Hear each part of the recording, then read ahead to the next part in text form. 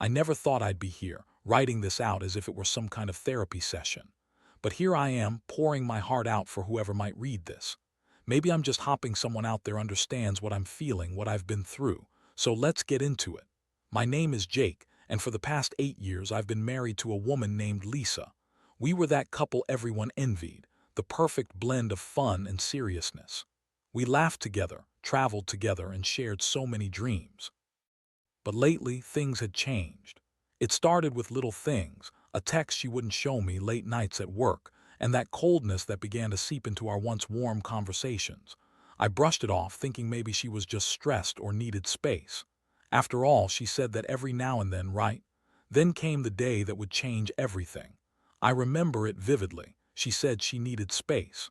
Those words hit me like a ton of bricks, and I felt my heart sink. I tried to be understanding, to give her what she asked for. But the very next day, something happened that shattered my world. I came home from work exhausted, only to find that things in the house had been moved around. Not stolen, nothing valuable was gone, but things were definitely not where I left them. It was unsettling, like a glitch in the matrix of my life. At first, I thought maybe I was just tired and imagining things. But as the days went by, I noticed more. The way she would come home late with an excuse about a last-minute meeting. Little things like her perfume lingering on the couch when she hadn't even sat there. The sense of unease grew. I couldn't shake the feeling that something was off. One Friday evening, I decided to dig a little deeper. I had a gut feeling, an instinct that wouldn't let me rest. So while Lisa was supposedly out with friends, I started searching our house. I went through her things, feeling a mix of dread and determination. And then I found it, her phone, just sitting there on the kitchen counter. My heart raced as I picked it up, my mind racing through the possibilities. I knew I shouldn't, but curiosity got the better of me. Unlocking it was easy. She always kept it on a familiar pattern, one I had memorized ages ago. I scrolled through her messages, and that's when I saw it. Flirty texts, explicit exchanges, and plans to meet up, everything was right there, laid out before me like a slap in the face. I felt sick. I was betrayed, and there was no denying it anymore. Lisa was cheating on me. The realization knocked the wind out of me. I sat on the kitchen floor, her phone still in my hands, feeling the weight of the world crash down. I never thought I would be that guy, the one who gets cheated on. Rage boiled within me, mixed with heartbreak. I thought about how I had trusted her, how we had built a life together, and how she had thrown it all away for some fleeting affair. I couldn't let this slide. I had to confront her. I could feel the anger radiating in my chest as I collected my thoughts, getting ready for the inevitable showdown. Would she be remorseful? Would she lie her way out of this? I had no idea how she would react, but I was determined to get the truth, no matter how hard it would hit me. That night when she finally came home, I was waiting for her in the living room. I could hear the clicking of her heels on the hardwood floor as she walked in, the usual casual smile fading from her face when she saw me. I felt like I was staring down a stranger. I didn't waste time with niceties. I just laid it all out there, the texts, the betrayal, the lies. Her reaction was almost laughable if it weren't so tragic. She tried to deny it at first, claiming it was just a misunderstanding. She threw around phrases like "you're being paranoid" and "it's not what it looks like," but I wasn't having any of it. I could see through her lies, the fake innocence she wore like a mask. I pushed, and her facade began to crumble. As the confrontation escalated, I felt a mixture of emotions. I was furious, devastated, and somehow still clinging to a sliver of hope that maybe, just maybe, she'd come clean and we could salvage this. But as I looked into her eyes, I realized that the woman I thought I knew was slipping further away. That night was a whirlwind of emotions: anger, despair, disbelief. I was left grappling with the reality that my marriage, the very foundation of my life, had been built on a series of lies. The emotional impact was profound. I felt shattered, like a glass vase that had been dropped and shattered into a million pieces. In the days that followed, I couldn't shake the weight of what I had discovered. I oscillated between anger and sadness, often losing myself in thoughts of the past, our wedding day, our vacations, the plans we had made for our future. I felt like I was in a fog. everything around me dulled by the pain of betrayal. I knew I had to make a decision about how to move forward, but that felt monumental. Should I try to make it work? Or was it time to walk away? I couldn't bear the thought of staying in a relationship that had become a breeding ground for deceit. But could I really walk away from everything we had built together? That's where I found myself at the crossroads, unsure of which path to take. In the wake of that night, I was a man caught in a storm. My emotions were all over the place. Anger, betrayal, sadness, and confusion battered at me like waves crashing against a rocky shore. I knew I couldn't just sit back and let my life unravel without a plan. I needed to think clearly, but it was hard to see through the fog of my emotions. After the confrontation, Lisa and I lived in the same house but in completely separate worlds. The atmosphere was thick with tension. I could almost cut it with a knife. She tried to act like everything was normal, but it was impossible to ignore the cracks in our relationship. I would watch her as she carried on with her day, and it felt surreal. How could she just move on after what she had done? I was left feeling like a ghost in my own home, haunting the memories of a life that no longer existed. I started to do some research. I read articles about infidelity, looking for answers, talking to friends who had gone through similar situations. Some urged me to fight for my marriage, to consider therapy. Others told me that there was no coming back from such a betrayal. As I weighed the advice I received, I couldn't stop thinking about the trust that had been shattered. I wondered if it was even possible to rebuild something that felt so broken. Meanwhile, Lisa continued to insist that she loved me, that her affair was a mistake, a moment of weakness. I couldn't digest her excuses. It felt like she was trying to rewrite history, and I wasn't having any of it. Her words seemed empty, echoing in my mind. I was angry, but I was also heartbroken. My feelings were complicated, and I was torn between the life I wanted and the reality I was facing. After a week of turmoil and sleepless nights, I decided to confront Lisa again. This time, I had a plan. I wanted her to understand the emotional wreckage she had caused. I wanted her to see how her actions had not only hurt me, but had destroyed the very fabric of our marriage. I set the stage for our talk, choosing a quiet evening when I knew we'd be alone. I waited for her to come home from another day at work. I had rehearsed what I wanted to say, but the reality of the moment still hit me hard when she walked through the door. She smiled at me, but I could see the flicker of nervousness in her eyes. As we sat down, I laid out my feelings for her again. "You broke my trust, Lisa. You shattered everything we built together," I said, my voice steady but filled with pain. "How do you expect me to just forget that?" Her eyes widened, and for a moment, silence enveloped the room. Then she started to cry, saying that she was sorry and that she wanted to work on our marriage. But when I looked at her, I felt a surge of anger. Sorry for what? Sorry for getting caught. Sorry for the mess she made of our lives. "Sorry doesn't cut it," I snapped back, feeling the heat of my frustration rising. "You made a choice, and now I'm left to pick up the pieces. You don't get to just erase the pain with tears and empty promises." Lisa tried to reach out to me to take my hand, but I pulled away. I couldn't allow myself to be swayed by her tears or her pleas. I needed to be strong and clear-headed. I told her that I needed time to think, that I couldn't make any decisions right now. I felt the weight of anger brewing inside me, but I also had a sense of clarity. I had to put myself first. In the days that followed, I threw myself into work and tried to distract myself from the emotional turmoil. I spent weekends with friends, going to bars, and trying to reclaim some sense of normalcy. But the truth was, I couldn't escape the reality of my situation. The affair weighed heavily on my mind, and the anger mixed with confusion created a toxic cocktail that left me feeling uneasy. During this time, I also began to realize that I could no longer stomach living in the same house with Lisa. The atmosphere was suffocating, and every room reminded me of the betrayal that had taken place. I started looking for a temporary place to stay, a way to create some distance while I figured out what I wanted. One evening, I packed a bag and made my way to a friend's place. As I drove, a mix of relief and sadness washed over me. I was leaving behind the memories, the hopes, and the dreams I once held so dear. But I also felt a sense of liberation. I was finally taking control of my life. Arriving at my friend Mark's apartment, I felt a bit more at ease. He greeted me with open arms and immediately understood the weight on my shoulders. We stayed up late talking about everything, and for the first time in a while, I felt a flicker of hope. Maybe there was life after this betrayal. Maybe there was a way to move forward. As I settled into my new temporary living situation, I found myself reflecting on everything that had happened. I thought about Lisa, about us, and the decisions that lay ahead. There was a time when I couldn't imagine my life without her, but now I was beginning to see things differently. I had a long way to go in my emotional journey, and the decision I faced loomed large over me.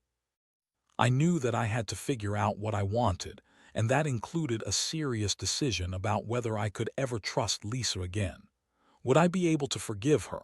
Could there be a path back to a life together, or was it time to move on? The answers remained unclear as I drifted off to sleep that night, but I felt determined to find them. This new chapter of my life was both liberating and terrifying. The distance from Lisa provided me with a clearer perspective. I was no longer surrounded by reminders of our past, and as each day passed, I could process the chaos in my emotions more clearly. I wanted to keep my mind focused, but it was a challenge. How could I move forward when the shadows of betrayal still lingered? Mark was a great support. He was the kind of friend who didn't sugarcoat things, and I appreciated that. He listened to me vent about Lisa, her lies, and how deeply her actions had hurt me. He kept saying that I deserved better, that I shouldn't settle for someone who had shattered my trust.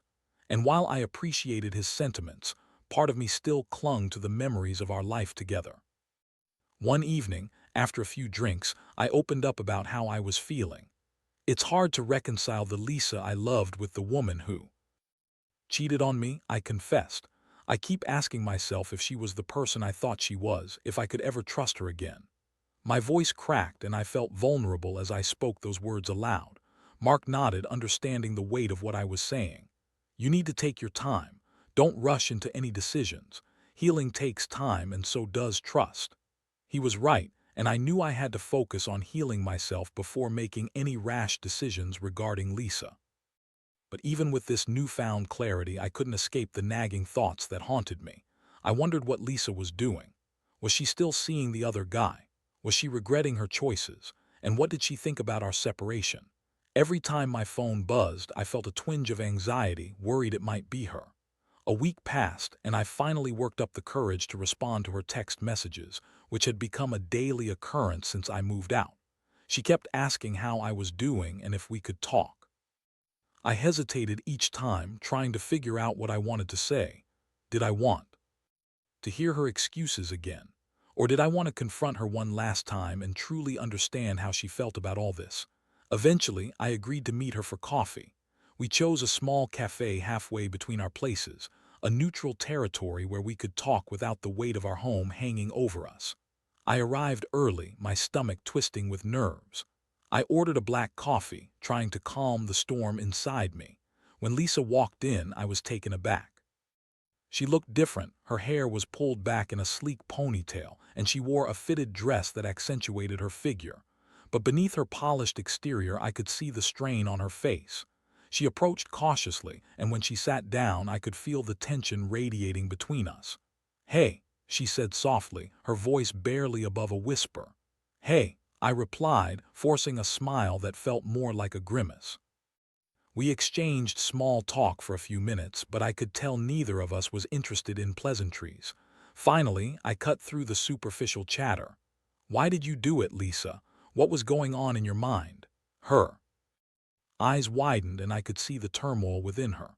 "I don't know, Jake. I was unhappy, I guess. I thought I needed something different. I thought I could find myself outside of our marriage." Her voice cracked and I could see tears welling in her eyes. "You thought you could find yourself by sleeping with someone else." I shot back, my anger bubbling to the surface. "That's your excuse. You could have talked to me. We could have worked through it together." "It was a mistake," she said, her voice pleading. "I didn't think I'd fall into that. It just happened. I never wanted to hurt you." "But you did," I replied, my voice steady but my heart racing. "You made choices, Lisa, choices that have consequences. You made me feel like I was worthless, like our relationship meant nothing to you." She reached for my hand, but I pulled it away, not ready to bridge that gap. I can't just go back to how things were, I said. It's not that simple. I need to know if you truly regret what you did. Do you want to fix this, or do you just want to keep pretending like everything is fine? Her response came slowly, and it felt like an eternity. I want to fix this. I want you to forgive me. I love you, Jake. I made an awful mistake, and I know it's going to take time, but I'm willing to do whatever it takes. I looked at her, searching for sincerity behind her words. The woman in front of me was a stranger, yet she was also the woman I had loved. The conflict inside me was palpable. I was torn between the memories of our happy times and the deep hurt I felt from her betrayal. I don't know if I can forgive you right now, I admitted. It's going to take time. I need to think about what I want. I understand, she said, her voice breaking. I just hope you'll give me a chance to prove that I can change. As we left the cafe, I felt a mix of emotions swirling within me. I wanted to believe her, but I also knew that trust couldn't be rebuilt overnight. Walking away, I felt a sense of determination. I had to protect myself and my heart while I navigated this new terrain. The decision loomed large, and I needed to take the time to figure out what was best for me. Back at Mark's place, I recounted the conversation. It was a rough talk, I admitted, but I'm still not sure if I can ever trust her again. Part of me wants to give her a chance, but another part of me screams that I should run. Mark nodded, understanding the struggle within me. Just remember, Jake, this is your life. You deserve to be happy, and you deserve someone who will cherish you, not betray you. As I laid in bed that night, staring at the ceiling, I knew I had a long road ahead. Trust was not just a word. It was something I held dear, and it had been shattered. But the flicker of hope Lisa had ignited during our conversation lingered in my mind. Could she truly change? Or was I just setting myself up for more pain? I had to find the answers, and only time would reveal the truth. The days turned into weeks, and with each passing moment, I found myself caught in an emotional tug-of-war. Lisa's attempts to reconcile were persistent yet confusing. She would send me texts, asking how I was doing and if we could talk further. At first, I appreciated the effort, but it soon became overwhelming. I needed space to think, to breathe, but every notification from her felt like a reminder of my pain. Mark encouraged me to stay strong and keep my distance for the time being.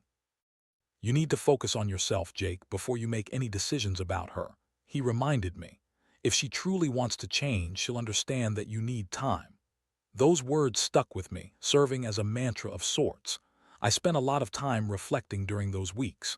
I found myself revisiting our shared past, our wedding day, the laughter, the dreams we'd built together. But with each fond memory came the bitter reminder of betrayal. It was a strange duality, feeling both love and hurt simultaneously. I often wondered if those feelings could coexist in the same space, if love could truly survive after such a breach of trust. One evening, while I was sitting on my couch scrolling through my phone, I came across an article about reconciliation after infidelity. It was filled with cautionary tales and hopeful stories. I read about couples who had managed to rebuild their relationships stronger than before, but I also read about those who fell into the same patterns of deceit. The stories resonated with me and left me grappling with the truth. Could I ever trust Lisa again? The following weekend, I decided it was time for a decisive conversation. I arranged to meet Lisa at the same cafe where we'd talked before. I felt a mixture of anxiety and determination as I drove there. This time, I wanted clarity. I needed her to understand the gravity of what she had done, and I needed to lay down my boundaries. When I walked in, Lisa was already seated at our usual table.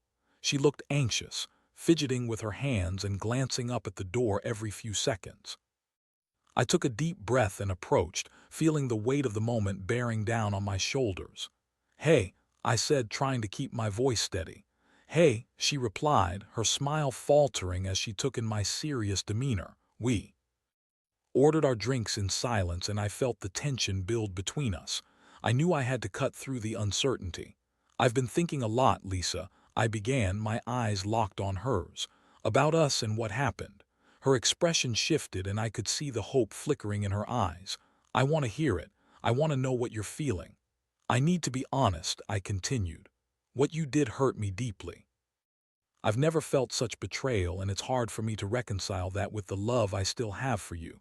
But I can't be in a relationship where trust is gone. Her face fell, and I could see the realization wash over her. I understand. I'm so sorry, Jake. I wish I could take it back. I never wanted to hurt you. I know you say that, but intentions don't erase actions, I countered. I need to know if you're truly committed to making things right.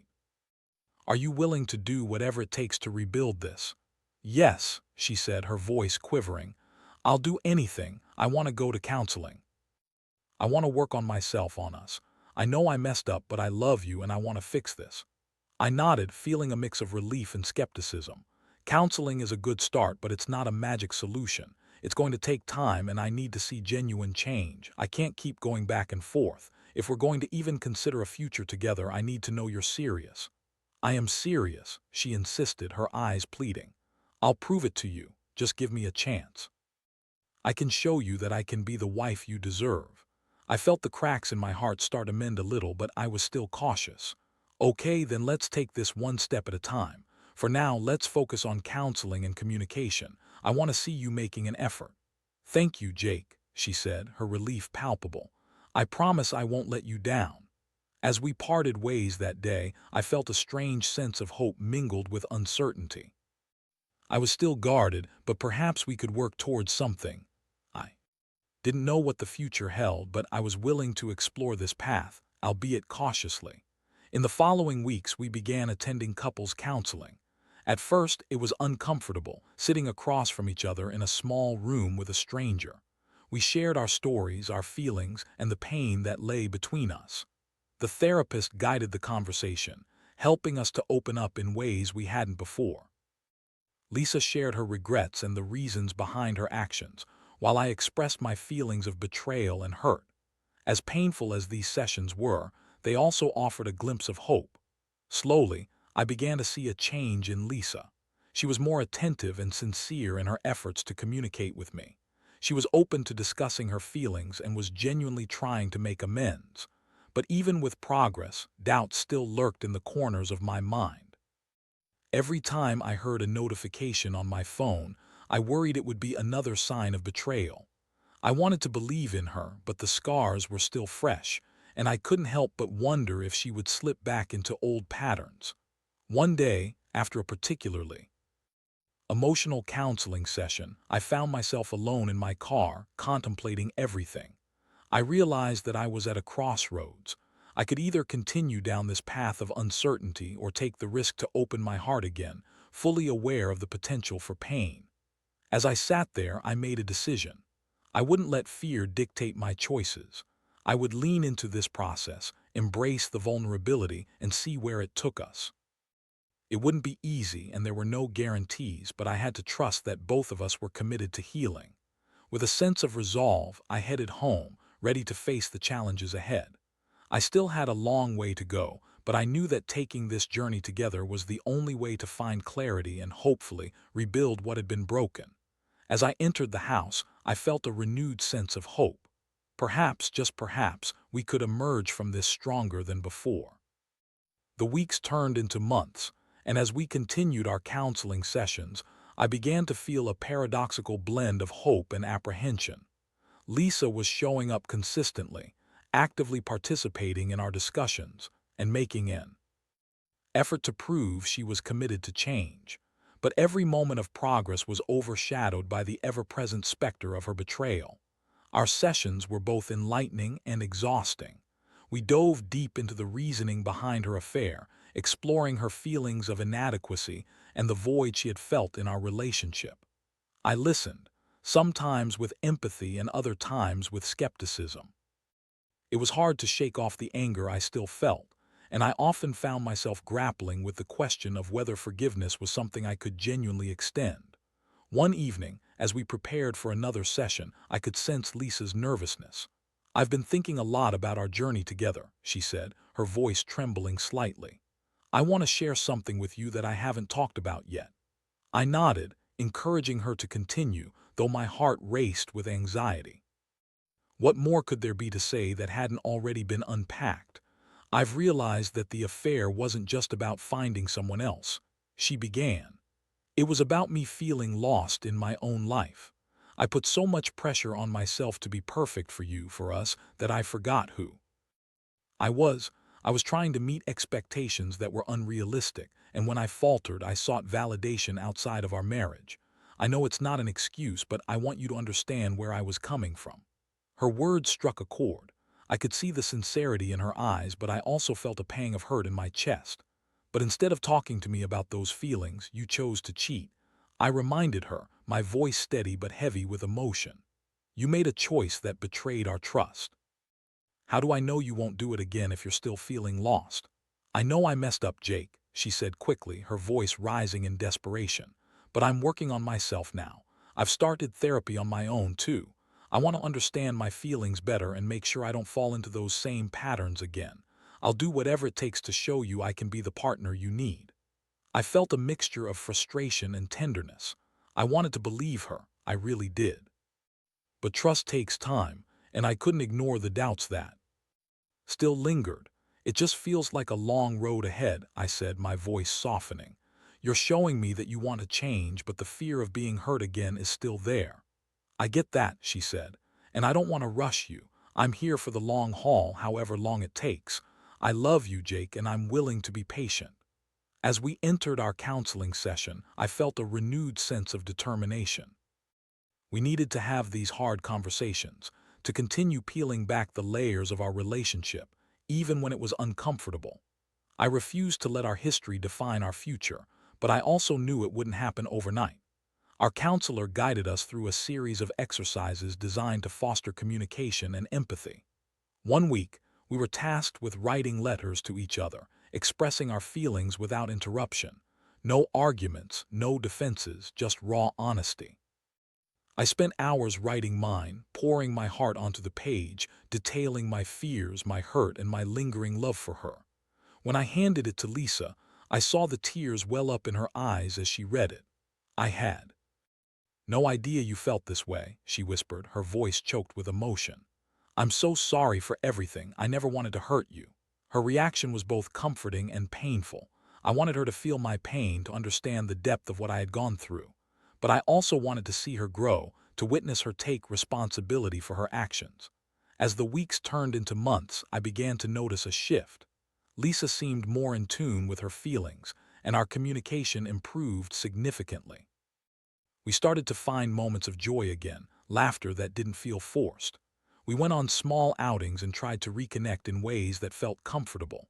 Yet there were still moments of doubt, nights when I'd wake up in a cold sweat, haunted by the memories of her betrayal. I would lie there, staring at the ceiling, wrestling with the fear that it would all happen again. But Lisa was patient. She would reach for my hand in the dark, whispering words of love and reassurance. I promise I'm not the same person I was, she would say. I won't let you down again. One evening, as we sat on the couch together watching a movie, I suddenly felt a wave of vulnerability wash over me. It was a moment that seemed to crystallize everything we had been through. I turned to Lisa, searching for her gaze. I'm scared, I admitted softly. I want to believe we can get through this, but I don't want to set myself up for more heartbreak. Believe me, I'm scared too, she replied, her voice steady and sincere. But I'm committed to making this work. I know I've hurt you, but I also know that we can come out stronger on the other side. I want us to heal together. As those words hung in the air, I realized that we were navigating this journey together. I was still wary, but I also felt a glimmer of hope. Slowly, the walls I had built around my heart began to crack, even if just a little. I recognized that while trust was still a long way off, we were both willing to put in the effort. The emotional roller coaster that had consumed my life for what felt like an eternity was beginning to level off. I was finding a balance between my pain and my hope.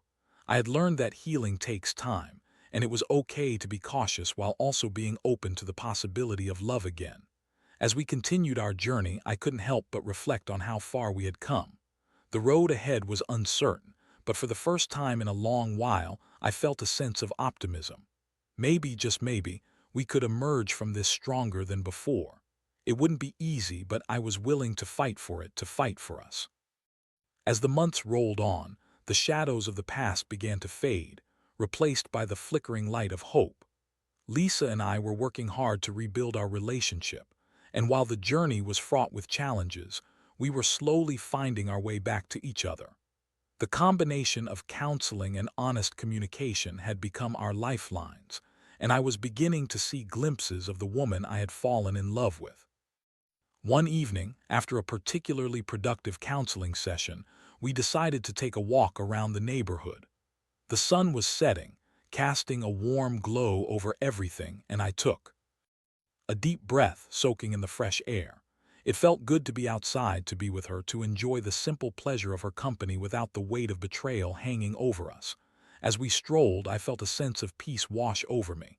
"I can't believe how far we've come," I said, glancing over at Lisa. "There were times I didn't think we'd make it through this." "I know," she replied, her voice soft and sincere. "I don't take any of this for granted. I'm so grateful for your willingness to work on us, even when it was so hard." We walked in silence for a few moments, both lost in our thoughts. I considered everything we had been through, the pain, the anger, the uncertainty. It was a weight I carried with me, but now it felt lighter, like it was transforming into something more manageable. "Do you ever think about where we go from here?" I asked, breaking the silence. "I mean, what does the future look like for us?" She stopped walking, turning to face me. "I think about it all the time. I want us to be together, to build a future where we both feel safe and secure. I want to be the partner you deserve, Jake. I want to make sure you never have to doubt me again." Her words struck a chord deep within me, and I felt a rush of warmth mixed with trepidation. "I want that too," I admitted, "but I also know that trust is something that has to be earned. It's not just going to magically come back because we want it to." Lisa nodded, her expression serious. "I understand that. I'm committed to showing you that I can be trustworthy. I want us to have a solid foundation, one built on transparency and communication. I realize now how important that is." As we continued our walk, I couldn't help but feel a renewed sense of hope. While there were still lingering doubts, I could see that we were both committed to the process of healing. The pain of betrayal had taught me valuable lessons about love, trust, and vulnerability. It had forced me to confront my own fears and uncertainties, and in doing so, I had grown stronger. In the following weeks, we continued to navigate our relationship, taking things one step at a time. Lisa began to share more of her feelings and insecurities, and I made a conscious effort to be open about mine. We were learning to communicate in healthier ways, and most importantly, we were learning how to trust each other again. One night, as we sat on the couch, I turned to her and said, "I want to try moving forward, Lisa. I want to believe that we can make this work. I think we have a chance, but we have to keep putting in the effort." Her eyes lit up with gratitude. "Thank you, Jake. I won't let you down. I promise to keep working on myself, on us. I love you, and I'm committed to making this right." As the weeks passed, we celebrated small victories, moments of laughter, intimate conversations, and shared dreams. We also faced setbacks. There were times when old feelings of hurt resurfaced, and I had to remind myself that healing is not linear. But through it all, we leaned on each other, and I felt a deepening connection, a sense of partnership that was slowly rebuilding. One evening, as we were cooking dinner together, I took a moment to watch her. She was laughing at something I had said, and in that moment I realized just how much I had missed this, her joy, her laughter. It felt like a breath of fresh air, like a reminder of what had once been and what could still be. "Hey," I said, breaking her laughter. "I just want you to know how much I appreciate you. It's not easy, but I see the effort you're making, and it means a lot to me." She paused, looking at me with sincerity. "I appreciate you too, Jake. I know I messed up, and I'm so grateful that you're willing to give us a chance." In that moment, I felt a shift. It was as if the weight of the past had finally started to lift. I still had my fears, but I also had hope, a hope that perhaps we could rebuild our relationship stronger than before. As we sat down to eat, I felt a sense of peace settle in. We were still working through the remnants of our past, but I could finally see a path forward. The journey ahead would likely be challenging, but I was willing to walk it with her. In reflecting on everything that had transpired, I knew I had learned valuable lessons about love and trust. It's easy to take relationships for granted, to assume that everything will stay the same. But real love requires effort, vulnerability, and a willingness to face the hard truths. As we finished dinner, I reached for Lisa's hand, feeling a sense of connection that I hadn't felt in a long time.